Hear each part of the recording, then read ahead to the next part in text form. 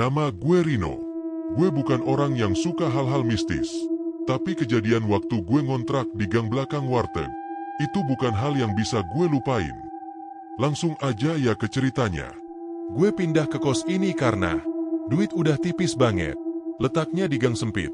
Lokasinya di belakang warteg yang buka 24 jam. Bangunannya kecil, kusam, kelihatan banget kayak rumah yang udah lama gak ditempatin. Tapi harganya 300.000 sebulan men. Rizky nomplok lah pikir gue. Ibu kosnya juga enaken, ramah, cantik dan murah senyum. Tapi ada satu kalimat dari ucapan dia yang bikin gue agak-agak aneh. Jangan ngaca malam-malam ya, suka ada yang iseng. Gue cuma senyum. Gue kira yang begituan itu cuma mitos belaka, kuno dan hanya ada di cerita-cerita orang dulu. Tapi lihat dari ekspresi wajah Bu Kos waktu ngomong itu, tegas dan serius banget. Kamarnya itu kecil. Ada kasur busa tipis, rak besi reot, dan satu cermin gede nempel di dinding dekat pintu. Cerminnya buram, kayak berdebu dan ada bekas tangan yang gak bisa hilang. Pas gue bersihin, tetap aja gak kinclong. Malam pertama, gue tidur dengan lampu redup. Tapi di jam 2 pagi, lampunya tiba-tiba mati. Gue kebangun, langsung duduk. Dan pas nengok ke cermin, ada bayangan gue lagi berdiri. Padahal gue udah rebahan. Waktu itu gue belum sadar. Bangun tidur juga kan. Malam kedua, gak ada hujan. Tapi kamar tetap lembab dan cuaca masih terasa dingin. Jam 2 lewat dikit. Lagi-lagi gue kebangun. Kebelet pipis. Sebenarnya jam segitu kebiasaan gue pengen pipis. Tapi pas balik dari kamar mandi, gue denger kayak ada yang ngetuk pintu. Tok, tok, tok. 3 kali. Gue dengerin dan selidikin kok suaranya dari arah lemari kayu tua yang ada di pojok kamar. Lemari itu udah bunyi sejak pertama kali masuk sini. Tapi kali ini, terasa beda. Gue diam. Dengar lagi. Tok, tok, tok. Kali ini lebih keras. Pintu lemari goyang dikit.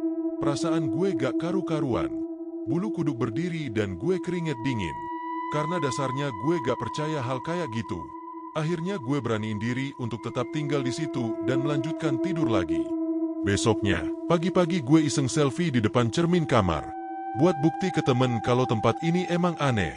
Tapi pas lihat hasil fotonya, ada siluet, rambut panjang, berdiri pas di belakang gue. Gue langsung ngelempar HP ke kasur. Gue nengok lagi ke arah cermin. Sosok itu masih ada. Rambut panjang, kepala agak nunduk, berdiri diam. Di dalam cermin, gue lihat ke arah berlawanan dari cermin. Gak ada siapa-siapa. Gue kucek-kucek mata gue dan coba mempertegas penglihatan gue. Bayangan di cermin itu ngangkat kepala. Malam keempat, gue capek pulang kerja. Selama di sini tidur gue gak pernah nyenyak. Kamar juga makin terasa aneh. Kadang cermin tiba-tiba berembun sendiri. Tiba-tiba bergerak sendiri. Padahal gak ada apa-apa di bawahnya. Pas tengah malam, gue denger bisikan. Pinjem bajunya ya. Gue kaget. Suara itu pelan, kayak orang bisik dari dalam lemari. Gue nahan napas. Bulu kuduk gue seketika berdiri. Jantung gue berdetak kencang. Pelan-pelan nengok. Lemari itu masih ketutup, tapi pintunya agak sedikit bergoyang, kayak didorong-dorong dari dalam.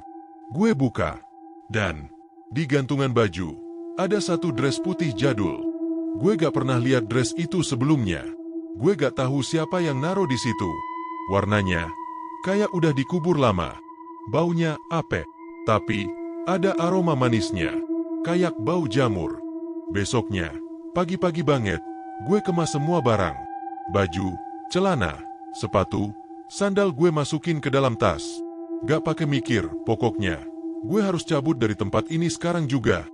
Pas jalan keluar, ketemu ibu warung depan gang. Gue nyoba tersenyum dan memberanikan diri untuk bertanya sebelum pergi. Bu, kamar kos paling ujung itu, dulu siapa yang pernah tinggal ya? Ibu itu diam. Matanya lama ngeliatin gue. Dulu ada cewek masih kuliah, tinggal di situ. Anaknya pinter, tapi orangnya jarang keluar. Suka diam di depan cermin. Kadang ngomong sendiri, kadang nangis, kadang teriak-teriak. Suatu hari, dia ditemukan bunuh diri di kamar itu. Mayatnya baru ketemu seminggu kemudian. Karena warga sekitar curiga, dia gak pernah kelihatan dan kedengeran lagi. Dan tercium aroma gak enak menyengat dari dalam kos itu. Dia ditemukan di dalam lemari. 2 hari kemudian, baru 2 hari gue ninggalin kos itu. Tapi malam ini, gue berdiri lagi di depan pintunya.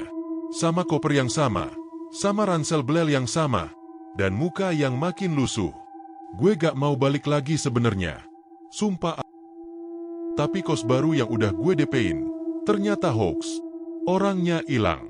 Duit gue juga lenyap. Mau gak mau, balik lagi ke tempat yang satu-satunya masih nerima gue. Dengan langkah berat, gue beraniin diri untuk masuk. Entah kenapa. Baru aja masuk, kamar itu berasa ada yang nungguin. Kondisi pintu setengah terbuka. Kasur juga begitu rapi meskipun kondisi apa adanya. Dres putih itu masih tergantung rapi di lemari. Gue narik napas dalam, terus duduk di kasur. Ya, kita ketemu lagi, ya. Gue denger bisikan, padahal gak ada siapa-siapa. Pas noleh cermin, sekilas gue lihat kayak ada bayangan senyum kecil. Malam pertama gue balik ke kos itu, gue gak bisa tidur. Rasanya kayak kamar ini gak suka gue tinggal pergi kemarin. Lampu nyala mati terus. Dan cermin itu mulai ngembun lagi padahal ruangan gak panas. Gue jalan pelan ke arah cermin. Mau bersihin pakai tisu. Tapi di ujung frame kayunya, ada sobekan kertas nyelip. Gue tarik pelan-pelan. Kertasnya kusut. Sekusut struk warteg yang udah kelindes kaki. Tapi ada tulisan tangan. Udah mulai pudar. Tapi masih bisa dibaca. Kalau kamu baca ini, aku butuh bantuan kamu. Namaku Rara. Aku gak bunuh diri. Aku dibunuh. Dia ngunci aku di lemari. Dia masih ada berkeliaran di sekitar sini. Tangan gue gemetar. Surat itu kayak masih anget.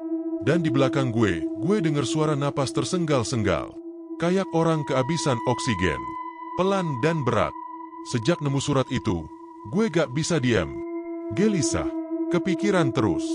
Siapa dia yang dimaksud? Besoknya, gue tanya ke ibu kos. Gue pura-pura basa-basi. Tanya-tanya soal penghuni lama. Tapi bu kos cuma jawab pendek. Sudah jangan diungkit. Nanti kamu ikut keganggu. Dia tutup pintu. Gue baru sadar. Tangannya gemetar waktu pegang gagang pintu. Kayak ada sesuatu yang disembunyiin. Tapi lihat dari gestur tubuhnya dia pengen cerita tapi gak bisa. Gue gak bisa tidur malam itu. Surat dari Rara itu masih gue lipat. Diselipin di dompet. Gak berani gue bakar. Gak tega juga buat dibuang. Jam 1:30 malam. Cermin kembali berembun sendiri. Dan kali ini, di bagian tengahnya, muncul tulisan pakai jari. Buka lantai lemari. Gue berdiri. Pelan-pelan melangkah. Bulu kuduk gue berdiri. Keringat dingin ngalir ke leher. Gue buka lemari. Dres putih itu masih di situ. Tapi kali ini, nempel ke pintu. Kayak ada yang ngelem. Gue tarik karpet kecil di dasar lemari. Ternyata lantainya ada rongga. Papan kayu yang longgar. Gue cungkil pelan pakai gunting kuku. Satu-satunya alat tajam yang gue punya. Dan di bawahnya, ada foto. Foto seorang cewek, duduk di kasur ini. Dengan senyum kecil. Dan mata bengkak. Tapi yang bikin napas gue berhenti, ada tulisan di belakangnya. Aku gak bunuh diri. Aku cuma pengen didengerin. Tapi dia cuma marah dan ninggalin aku. Dia manggil ibu kos. Tapi udah telat. Gue baca ulang sambil nahan napas. Tapi pas gue berdiri lagi, cermin gelap, lampu mati, dan suara napas terengah-engah muncul lagi. Tepat di belakang gue. Besoknya, gue akhirnya mutusin lagi untuk pindah dan gak bakal balik lagi ke tempat ini. Pas gue cabut dari kos itu, gue ngerasa lega banget. Tapi ternyata, rasa lega itu cuma sehari doang. Malam pertama di tempat baru, lagi-lagi gue kebangun. Keringet dingin, napas ngos-ngosan gak karuan. Dan HP gue nyala sendiri. Gak ada notif, gak ada panggilan.